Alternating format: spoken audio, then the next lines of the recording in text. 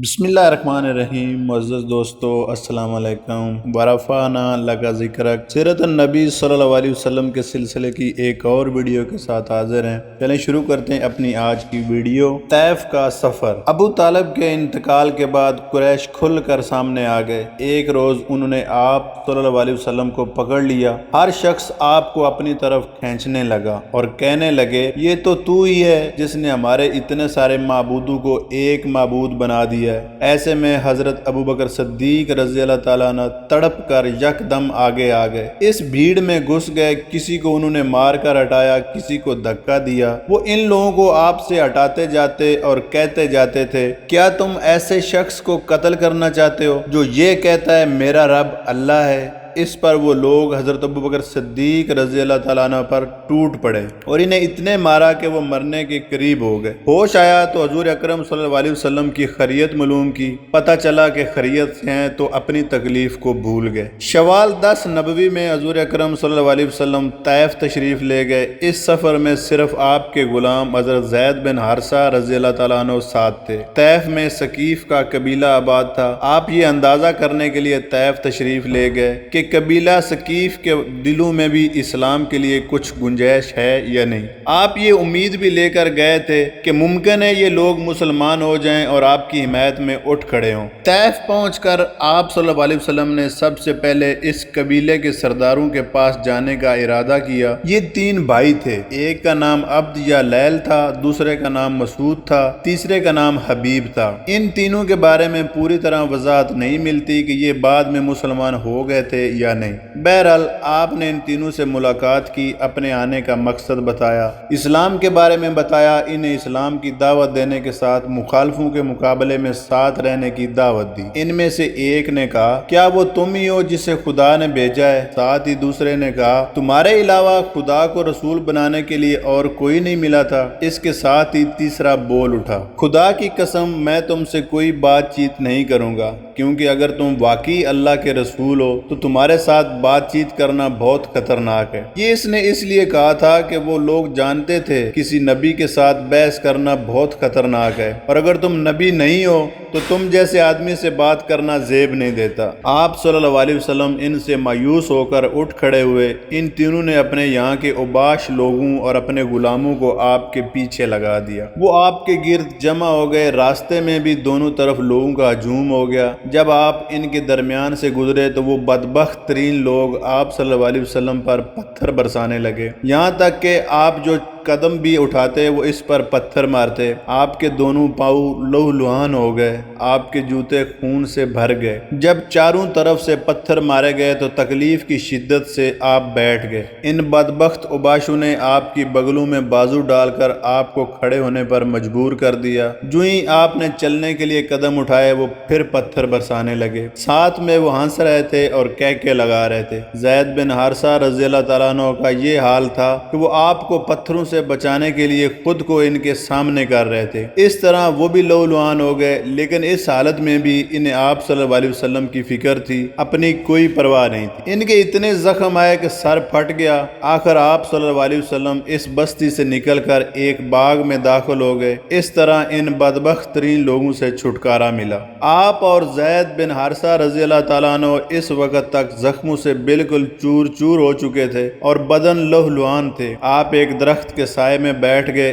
اس وقت آپ نے اپنے اللہ سے دعا کی، اے اللہ، میں اپنی کمزوری، لاچاری اور بے بسی کی تجھ سے فریاد کرتا ہوں۔ یا ارحم الراحمین، تو کمزوروں کا ساتھی ہے اور تو ہی میرا رب ہے اور میں تجھی پر بھروسہ کرتا ہوں۔ اگر مجھ پر تیرا غضب اور غصہ نہیں ہے تو مجھے کسی کی پرواہ نہیں ہے۔ اسی وقت اچانک آپ نے دیکھا کہ وہاں باغ کے مالک عتبہ اور شیبہ بھی موجود ہیں۔ وہ بھی دیکھ چکے تھے کہ طائف کے بدماشوں نے آپ کے ساتھ کیا سلوک۔ انہیں دیکھتے ہی آپ اٹھ کھڑے ہوئے، کیونکہ آپ کو معلوم تھا کہ وہ دونوں اللہ کے دین کے دشمن ہیں۔ ادھر ان دونوں کو آپ کی حالت پر رحم آ گیا۔ انہوں نے فوراً اپنے نصرانی غلام کو پکارا، اس کا نام عداس تھا۔ عداس حاضر ہوا تو انہوں نے اسے حکم دیا، اس بیل سے انگور کا خوشہ توڑو اور ان کے سامنے رکھ دو۔ عداس نے حکم کی تعمیل کی، انگور آپ کو پیش کیے۔ آپ نے جب انگور کھانے کے لیے ہاتھ بڑھایا تو فرمایا بسم اللہ الرحمن الرحیم۔ عداس نے آپ کے منہ سے بسم اللہ سنا تو اس نے اپنے آپ سے کہا ان علاقوں کے لوگ تو ایسا نہیں کہتے۔ آپ صلی اللہ علیہ وسلم نے اس سے پوچھا تم کس علاقے کے رہنے والے ہو، تمہارا دین کیا ہے؟ عداس نے بتایا کہ وہ نصرانی ہے اور نینوا کا رہنے والا ہے۔ اس کے منہ سے نینوا کا نام سن کر آپ صلی اللہ علیہ وسلم نے فرمایا تم تو یونس علیہ السلام کے ہم وطن ہو جو متی کے بیٹے تھے۔ عداس بہت حیران ہوا، بولا آپ کو یونس بن متی کے بارے میں کیسے معلوم ہوا؟ خدا کی قسم جب میں نینوا سے نکلا تھا تو وہاں 10 آدمی بھی ایسے نہیں تھے جو یہ جانتے ہوں کہ یونس بن متی کون تھے، اس لیے آپ کو یونس بن متی کے بارے میں کیسے معلوم ہو گیا؟ اس پر نبی کریم صلی اللہ علیہ وسلم نے فرمایا وہ میرے بھائی تھے، اللہ کے نبی تھے اور میں بھی اللہ کا رسول ہوں۔ اللہ تعالیٰ نے ہی مجھے ان کے بارے میں بتایا ہے اور یہ بھی بتایا کہ ان کی قوم نے ان کے ساتھ کیا سلوک کیا تھا۔ آپ کی زبان مبارک سے یہ الفاظ سنتے ہی عداس فوراً آپ کے نزدیک آ گیا اور آپ کے ہاتھوں اور پیروں کو بوسہ دینے لگا۔ باغ کے مالک عتبہ اور شیبہ دور کھڑے یہ سب دیکھ رہے تھے۔ انہوں نے عداس کو آپ کے قدم چومتے دیکھا تو ان میں سے ایک نے دوسرے سے کہا تمہارے اس غلام کو تو اس شخص نے گمراہ کر دیا۔ پھر عداس ان کی طرف آیا تو ایک نے اس سے کہا تیرا ناس ہو، تجھے کیا ہو گیا تھا کہ تو اس کے ہاتھ اور پیر چومنے لگا؟ اس پر عداس بولا میرے آقا اس شخص سے بہتر انسان روئے زمین پر نہیں ہو سکتا۔ اس نے مجھے ایسی بات بتائی ہے جو کوئی نبی ہی بتا سکتا ہے۔ یہ سن کر عتبہ نے فوراً کہا تیرا برا ہو، اپنے دین سے ہرگز مت پھرنا۔ ان عداس کے بارے میں آتا ہے کہ یہ مسلمان ہو گئے تھے۔ عتبہ اور شیبہ کے باغ سے نکل کر آپ کرن سالب کے مقام پر پہنچے۔ یہاں پہنچ کر آپ نے سر اٹھایا تو ایک بدلی آپ پر سایہ کیے نظر آئی۔ اس بدلی میں آپ صلی اللہ علیہ وسلم کو جبریل علیہ السلام نظر آئے۔ انہوں نے آپ سے کہا آپ نے اپنی قوم یعنی بنی ثقیف کو جو کہا اور انہوں نے جو آپ کے ساتھ کیا اس کو اللہ تعالیٰ نے سن لیا ہے اور مجھے پہاڑوں کے نگران فرشتے کے ساتھ بھیجا ہے، اس لیے بنی ثقیف کے بارے میں جو چاہیں اس فرشتے کو حکم دیں۔ اس کے بعد پہاڑوں کے فرشتے نے حضور اکرم صلی اللہ علیہ وسلم کو پکارا اور عرض کیا اے اللہ کے رسول اگر آپ چاہیں تو میں ان پہاڑوں کے درمیان اس قوم کو کچل دوں یا انہیں زمین میں دھنسا کر ان کے اوپر پہاڑ گرا دوں۔ پہاڑوں کے فرشتے کی بات کے جواب میں رحمت دو عالم صلی اللہ علیہ وسلم نے ارشاد فرمایا نہیں، مجھے توقع ہے کہ اللہ تعالیٰ ان کی اولاد میں ضرور ایسے لوگ پیدا فرمائے گا جو اللہ تعالیٰ کی عبادت کریں گے اور اس کے ساتھ کسی کو شریک نہیں ٹھہرائیں گے۔ اس پر پہاڑوں کے فرشتے نے جواب دیا اللہ تعالیٰ نے جیسا کہ آپ کو نام دیا ہے آپ حقیقت میں رؤوف الرحیم ہیں، یعنی بہت معاف کرنے والے اور بہت رحم کھانے والے ہیں۔ طائف کے اسی سفر سے واپسی پر 9 جنوں کا آپ کے پاس سے گزر ہوا۔ وہ نصیبین کے رہنے والے تھے، یہ شام کے ایک شہر کا نام ہے۔ آپ اس وقت نماز پڑھ رہے تھے، جنات نے آپ کی قرات کی آواز سنی تو اسی وقت مسلمان ہو گئے۔ پہلے وہ یہودی تھے۔ طائف سے واپسی پر آپ مکہ میں داخل ہوئے تو حرم میں آئے اور بیت اللہ کا طواف فرمایا۔ اس کے بعد اپنے گھر تشریف لے گئے۔ ادھر 9 جن جب اپنی قوم میں پہنچے تو انہوں نے باقی جنوں کو آپ کے بارے میں بتایا۔ چنانچہ وہ سب کے سب مکہ پہنچے۔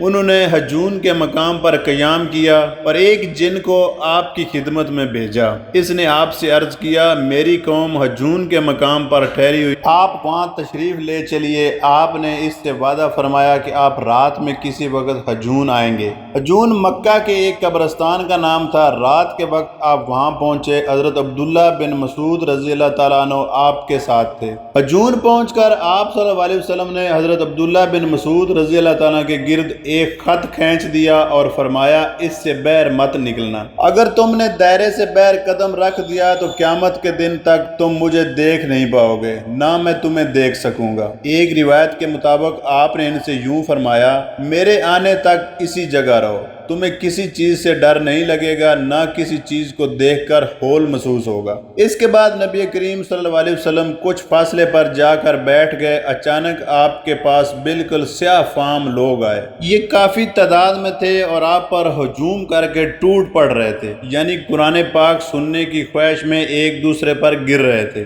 اس موقع پر حضرت عبداللہ ابن مسعود رضی اللہ تعالیٰ نے چاہا کہ آگے بڑھ کر ان لوگوں کو آپ کے پاس سے ہٹا دیں، لیکن پھر انہیں نبی کریم صلی اللہ علیہ وسلم کا فرمان یاد آ گیا اور وہ اپنی جگہ سے نہ ہلے۔ ادھر جنات نے آپ سے کہا، اے اللہ کے رسول، ہم جس جگہ کے رہنے والے ہیں، یعنی جہاں ہمیں جانا ہے وہ جگہ دور ہے، اس لیے ہماری سواریوں کے لیے سامان سفر کا انتظام فرما دیجئے۔ جواب میں آپ صلی اللہ علیہ وسلم نے ارشاد فرمایا، ہر وہ ہڈی جس پر اللہ تعالیٰ کا نام لیا گیا ہو، جب تمہارے ہاتھوں میں پہنچے گی تو پہلے سے زیادہ پرگوشت ہو جائے گی، اور یہ لد اور گوبر تمہارے جانوروں کا چارہ ہے۔ اس طرح جنات آپ صلی اللہ علیہ وسلم پر ایمان لائے۔